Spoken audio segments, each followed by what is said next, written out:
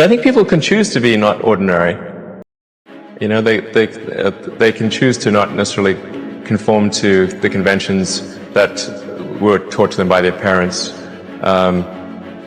So yes, I think it's possible for ordinary people to choose to be extraordinary.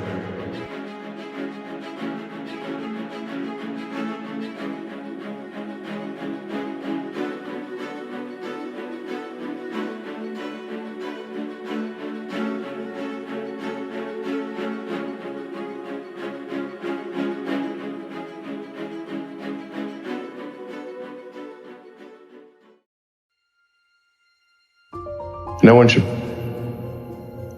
put this many hours into work. This is not good. And people should not work this hard. They should not do this. It's very painful. Painful in what sense? It hurts my brain and my heart. So this is not recommended for anyone. I just did it because if I didn't do it, then good chance Tesla would die. When my brother and I were starting our first company, instead of getting an apartment, we just rented a small office and we slept on the couch.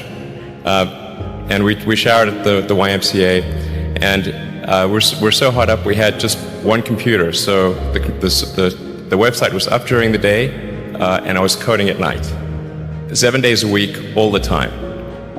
And I sort of briefly had a girlfriend in that period, and in order to be with me, she had to sleep in the office. So work hard, like every waking hour. That's the thing I would say particularly if you're starting a company. And I mean, if you do simple math, you say like, okay, if somebody else is working 50 hours and you're working 100, you'll get twice as much done in the course of a year as the other company. I mean, Tesla really faced a severe threat of death due to the Model 3 production ramp. Essentially, the company was bleeding money like crazy, and just if we didn't solve these problems in a very short period of time, we would die. And it was extremely difficult to solve them. How close to death did you come? Within single-digit weeks. 22 hours a day? Like how many? I was working, so 7 days a week, sleeping in the factory. I worked in the paint shop, general assembly, body shop. Do you ever worry about yourself imploding? Like it's just too much? Absolutely. If you're creating a company or if you're joining a company, the most important thing is to attract great people. So either join a group that's amazing that you really respect, or if you're building a company, you've got to gather great people. I mean, all a company is a group of people that have gathered together to create a product or service. And so depending upon how talented and hardworking that group is, and the degree to which they are focused cohesively in a good direction, that will determine the success of the company. So do everything you can to gather great people if you're creating a company. It's good to think in terms of the physics approach, or first principles, which is, rather than reasoning by analogy, you boil things down to the most fundamental truths you can imagine, and you reason up from there. And this is a good way to figure out if something really makes sense, or if it's just what everybody else is doing. It's hard to think that way. You can't think that way about everything. It takes a lot of effort. But if you're trying to do something new, it's the best way to think. And that framework was developed by physicists to figure out counterintuitive things like quantum mechanics. So it's really a powerful method.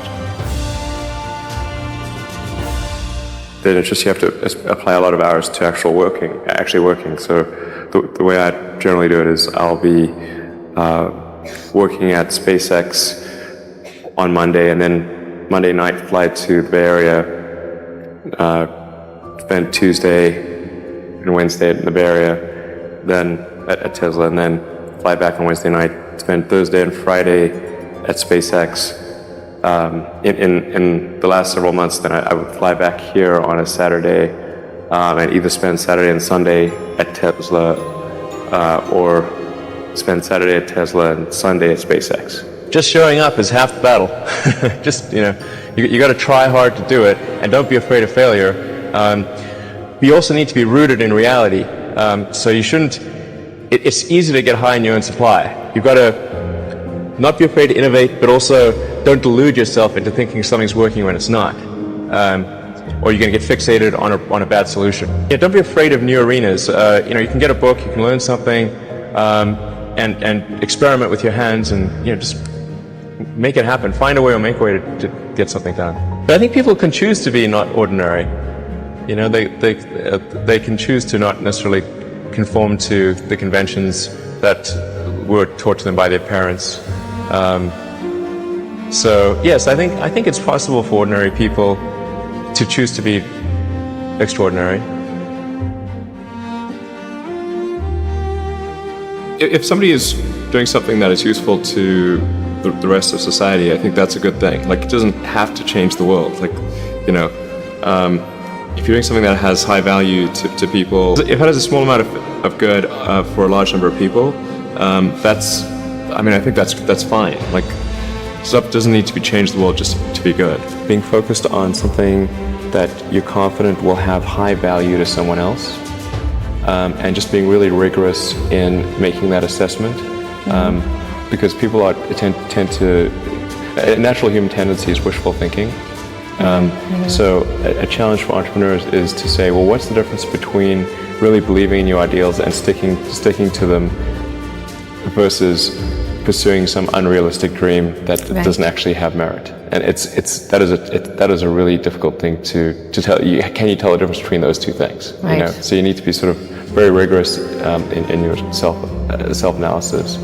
I think certainly extremely tenacious, and then just work like hell. I mean, you just have to put in 80 to 100 hour weeks every week. But all those things improve the odds of success. Okay. I mean, if other people are putting in 40-hour work weeks and you're putting in 100-hour work weeks, then even if you're doing the same thing, you know that in 1 year you will achieve what they achieve. You will achieve in 4 months what it takes them a year to achieve. You construct this like there's this great holy grail potential in the future. You have to stay grounded in the short term. So because if you don't do things that pay the bills, you're not going to achieve the ultimate long-term objective. But it's nice to have that sort of holy grail long-term potential out there as an inspiration for coming to work. It's really a mindset. You have to decide, we're going to try to do things differently, well, provided that they're better. You shouldn't do things differently just because they're different. They need to be different and better.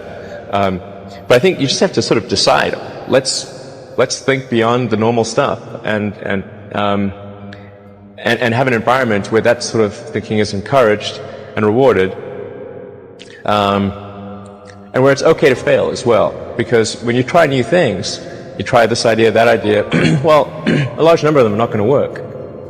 And that has to be okay. If every time somebody comes up with an idea that has to be successful, you're not going to get people coming up with ideas. You had that third failure in a row. Did you think, I need to pack this in? Never. Why not? I don't ever give up.